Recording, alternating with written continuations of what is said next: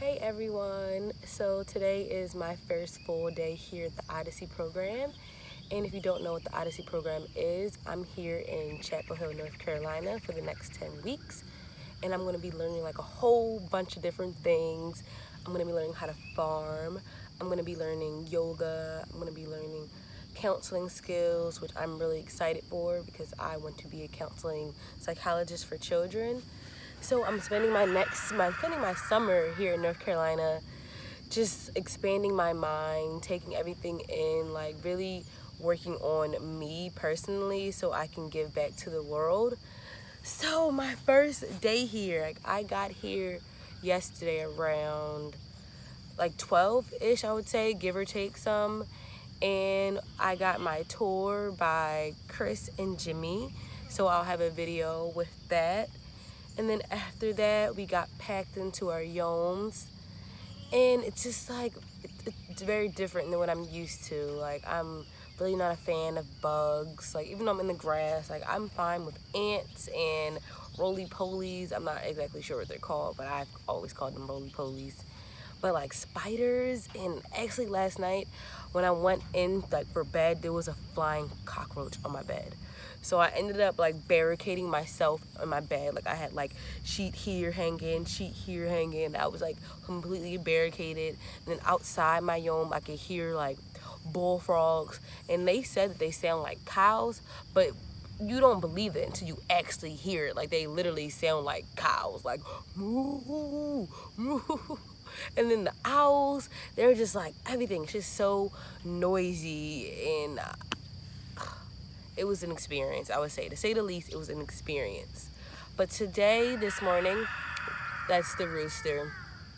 They said that just a couple weeks ago, he got a little bit mean, like a little bit distrustful of people. So we're not allowed to go in that pen, but you're gonna hear him every now and then. But you'll get used to it, like I will.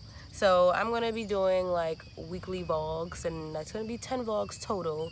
So this is gonna be like a compilation of like, I guess like day 1, day 5, day 10, what happened like. So today we started at 6:30 this morning, and Jimmy actually woke us up to like pleasant sounds of a flute, and he walked through like the Yome village just playing his flute, and that's how we knew it was time to wake up.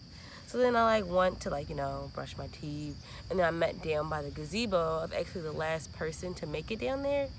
But I mean, they're not very strict with times. It's like, we're starting at this time, please come join us. So we started with like a spiritual practice, and I don't really have a structured spiritual practice to say, but I took the advice and followings of Chris, and she said that she starts her day with like gratitude. Like I guess she lists things that she's gracious about. So I started doing that, and I'm like starting from like the very beginning, like my conception. So I started with my mother, which is interesting to say because my mother and I had a very strained relationship, to say the least. And she actually passed away a couple weeks after my birthday, my 23rd birthday.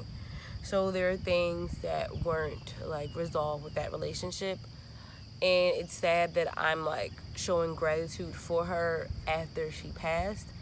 But listing the things I was gracious about really touched me. Like I actually got a bit emotional. Like I cried a little bit while I was sitting there thinking about it and writing it down, because I want to be able to look back on things that like I worked through during this program, so I can see how far I've come.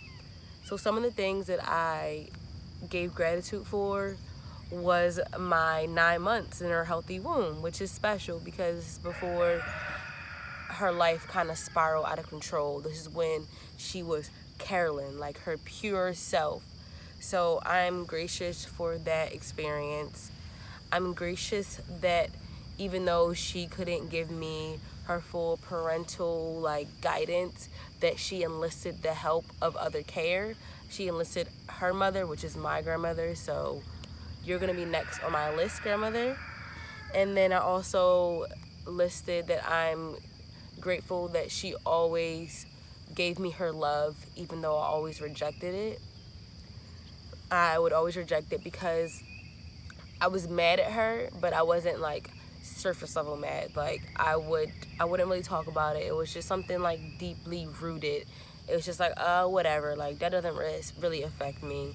But it did, like it did affect me that she suffered from a severe drug addiction, which led to her untimely death, like unfortunately. So I wrote that I was gracious that she was able to do that, that she sought help for that. I also said I'm gracious that she always was honest with me. She always like told me right from wrong. I remember being a teenager, and it was like when like being a teenager you dabble in like smoking weed, maybe drinking a little bit, and she always told me that she would rather me smoke weed than drink, because drinking alcohol actually is proven to have like more severe health like detriments than like smoking weed were, like in a sense. Like addiction can lead from both of them, but like the health effects that drinking alcohol in excess like shows is worse than smoking weed. And she actually shared this with me when she told me her drug of choice and how she came about having that drug of choice. And she suffered from addiction from heroin, which people say is like the hardest one to break. So she always told me right from wrong and always gave me the honest truth.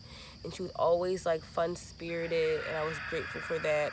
And the last time I talked to her was spring break, I believe, and I came home to Philly for like a couple days, and she actually called on the telephone. She was actually in jail at the time, and I never really tried to talk to her. Like I would kind of like stray away, because my love for her was like, it was weird. Like I knew that I loved her because she was my mother, but it was just very complicated because of our current like our situation.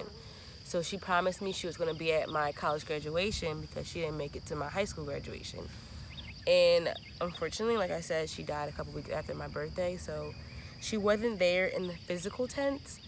But now that I'm reflecting on this now, like I do feel like that she was there, like watching over me. And it's like special to me because the rain on graduation day, the weather was going to be terrible, and it rained a little bit before the announcer started saying names, but then it stopped, and then I was able to cross the stage, and they said my name, and literally right after it started pouring down. So I feel like, in a way, I like to think that she like held the rain off for me, like some way, somehow. So during this morning practice, I got like really emotional about that, and I just had to reflect on that relationship, and I had like an internal conversation with her, and it's like I hope that it transcends like higher up to there, and I hope that we are actually having like a dialogue together, because in my head that's how it played out. So that was like pretty amazing. And then also during that practice, I'm hopeful that I stay receptive and open to this experience despite all the bugs and the critter crawlers that's going around. I just want to stay open to the experience, because already from day one, I'm like, it's hitting me. It's hitting home for me. So that is day one of my experience, and I'm just going to be doing like weekly ones, as I said. So bear with me through this growth, and I can't wait to get back in the city so I can link with you guys and share this with you guys. So thank you.